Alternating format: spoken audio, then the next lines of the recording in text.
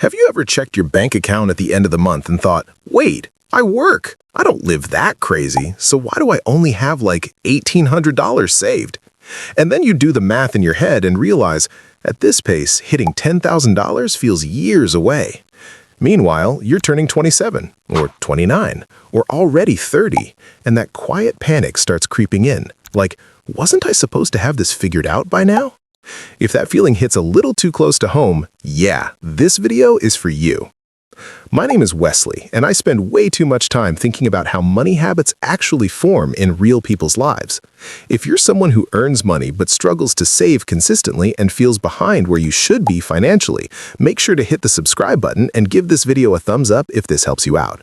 Because today, we're talking about why most people fail to save $10,000 before 30, and it has way less to do with income than you've been led to believe. Here's the thing. Most people think the reason they haven't saved $10,000 is because they don't make enough. And look, income matters. I'm not pretending it doesn't. But if low income were the real reason, then people who do earn decent money wouldn't be struggling either. According to a 2023 Bankrate survey, more than 57% of Americans can't afford a $1,000 emergency expense from savings. That includes people in their late 20s and early 30s with college degrees and full-time jobs. So clearly, something else is going on. Here's what most people don't realize. For most of your 20s, your financial life is being shaped before you even notice it. You get your first real job, your income goes up, and instead of building a financial base first, you immediately upgrade your lifestyle. Better apartment, better phone, more eating out, more convenience. None of it feels reckless, but it quietly consumes your margin. And without margin, saving $10,000 becomes emotionally exhausting. Let's talk psychology for a second. Saving $10,000 isn't hard because of the number. It's hard because it requires delayed gratification over a long, boring stretch of time. Your brain hates that. Behavioral economists call this present bias. We overvalue today's comfort and undervalue future security. So when faced with saving $500 for a future version of yourself or spending $500 to make today easier, your brain almost always chooses today. Not because you're irresponsible, but because you're human. Now let's ground this in numbers. Saving $10,000 over 5 years means about $167 per month, or roughly $40 per week. Objectively, that's not insane, but here's where it breaks down. Most people don't decide to save $167 per month. They wait to see what's left over and then try to save that. And what's left over is almost always nothing, because lifestyle expands to fill income. The people who do save $10,000 before 30 don't have better self-control. They structure their money differently. They flip the order. Instead of spend, hope, save, they do save, live, adjust. That one change alone dramatically increases success. According to Vanguard, people who automate savings are up to 3 times more likely to hit long-term savings goals. Not because they're smarter, but because they remove decisions.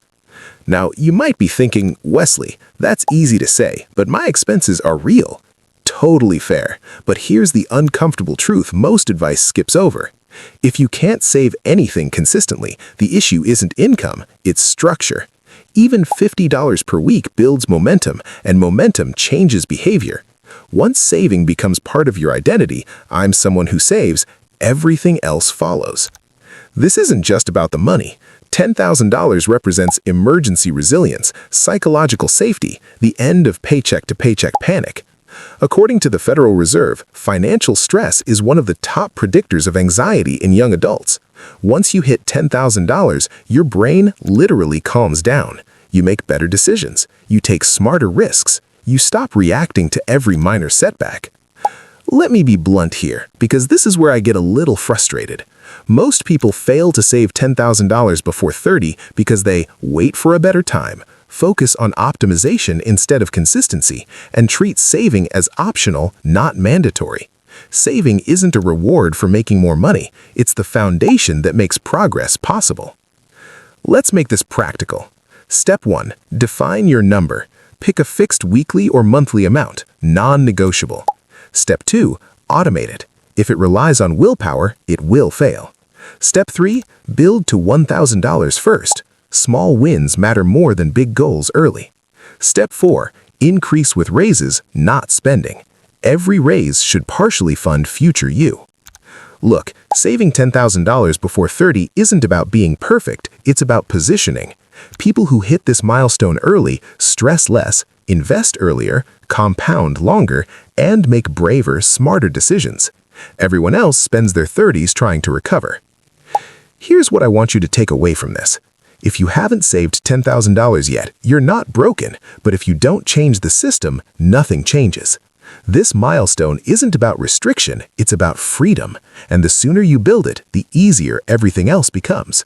If this video helped you rethink your money habits, subscribe to the channel. I post weekly videos on wealth building, investing psychology, and practical financial strategies that actually work. And comment below, how close are you to your first $10,000 right now?